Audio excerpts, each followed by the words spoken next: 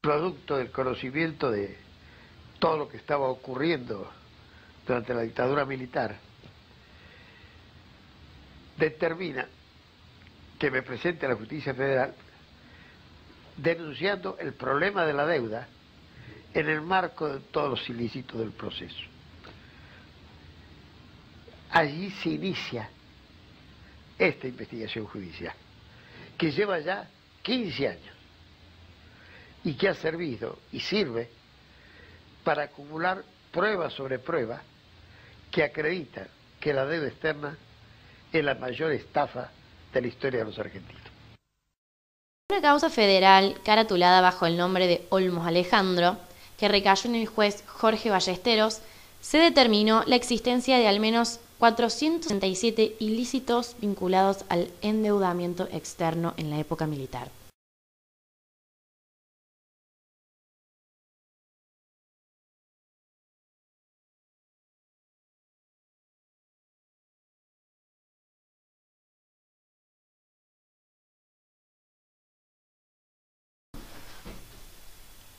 En 1823, el gobernador de Buenos Aires, Martín Rodríguez, envía una delegación a Inglaterra con el objetivo de solicitar un préstamo.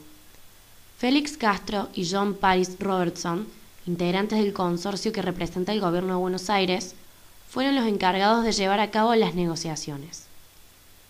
El gobernador necesita el dinero para obras de infraestructura para el desarrollo de los saladeros. Lo que se pretende es que la provincia ingrese en el mercado mundial como proveedora de materias primas.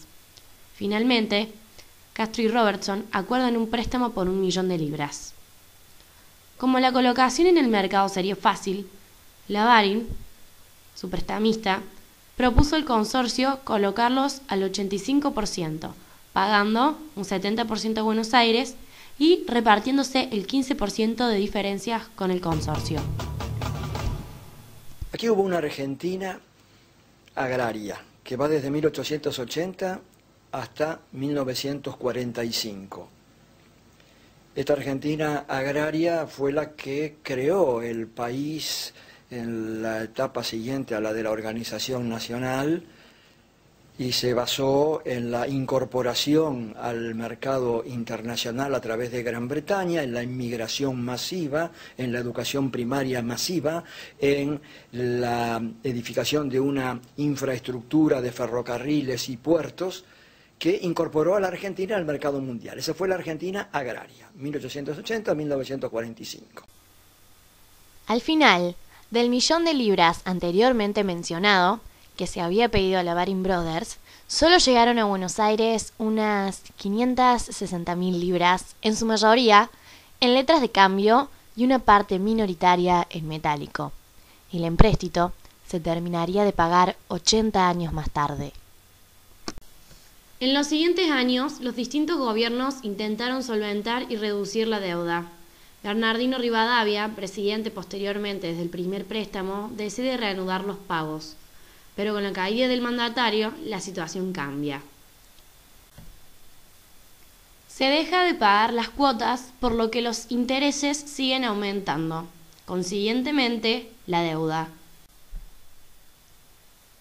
En 1838, el gobernador Rosas decide comprometerse con el tema, gestionando el pago, entregando la concesión por el guano de las Islas Malvinas y la costa patagónica durante 15 años. Busca así pagar la deuda sin comprometer las arcas de la provincia y al mismo tiempo asentar la soberanía sobre esos territorios. Durante varios años, el gobierno paga 12.000 libras anuales, pero en 1852 Urquiza derrota a las fuerzas de Rosas, emigrando a del país, frenando así el pago de las cuotas. Ya la suma del monto había subido a 1.900.000 libras. Años más tarde, el gobernador obligado intenta reanudar los pagos negociando un nuevo préstamo en Londres, destinado a pagar la deuda original. Como consecuencia, se debe 2 millones de libras. La situación es grave. En 1866, Mitre sanciona la Ley 206, estableciendo que la deuda se transforme en nacional. Para solventar y consolidar el incipiente Estado Nacional, Se necesita dinero fresco.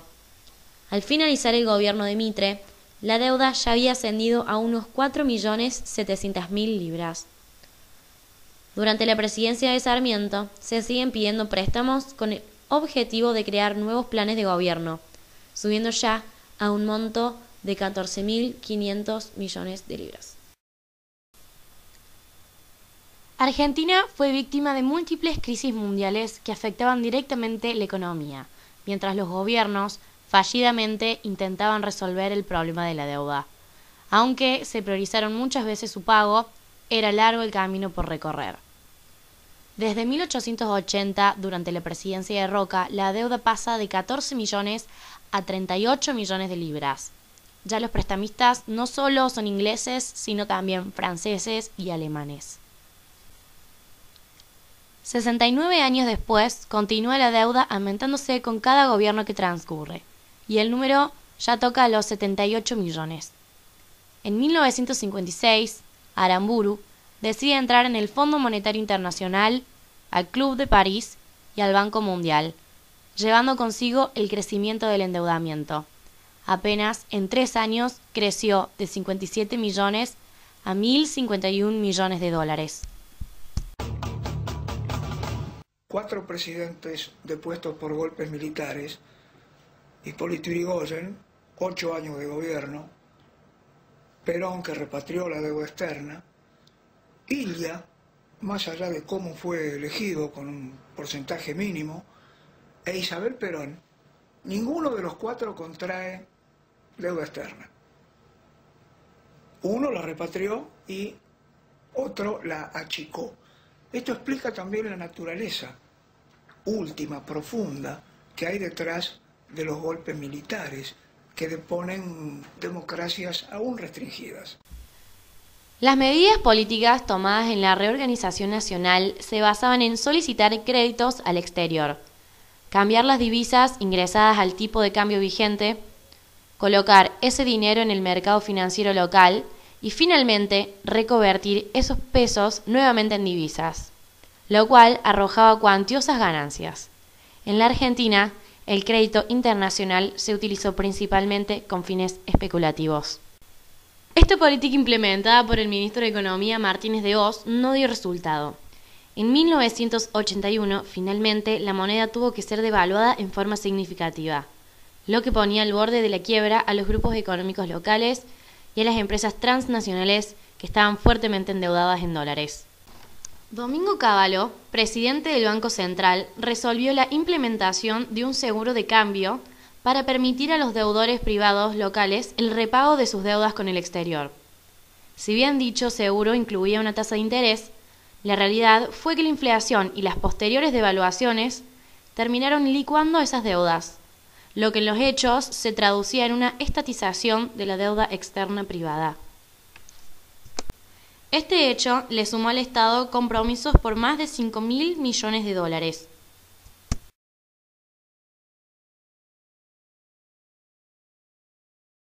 La deuda externa no es una finalidad, por más de que es un sistema de succión de recursos. Básicamente es una estrategia de sometimiento para después, qué sé yo, quedarse con todas las empresas públicas, etcétera, etcétera. Bueno, la deuda externa surge por un conflicto que se generaría con motivo del exceso de petrodólares en el mundo. Martínez de Hoz, cuando declara en la investigación judicial de la deuda, señala que cuando él asumió el Ministerio de Economía, el mundo estaba al borde de un verdadero crack que amenazaba con desestabilizar al sistema financiero internacional. El Fondo Monetario Internacional manifestó un claro apoyo a la dictadura en su inicio, al desembolsar un crédito con facilidades extendidas para países con problemas de pago debido a la suba del petróleo. El monto era de 110 millones de dólares y había sido acordado por el gobierno previo, pero solo efectivizó durante la dictadura. Entonces el Fondo Monetario, el Banco Mundial y los distintos organismos internacionales encontraron como solución destinar esta enorme masa de dólares a países que pudieran absorberlos como créditos. La Argentina fue uno de los países elegidos. Es decir, que la deuda externa se fabrica, dicho en forma así concreta, no para resolver los problemas de la Argentina, sino para resolver los problemas de la banca mundial.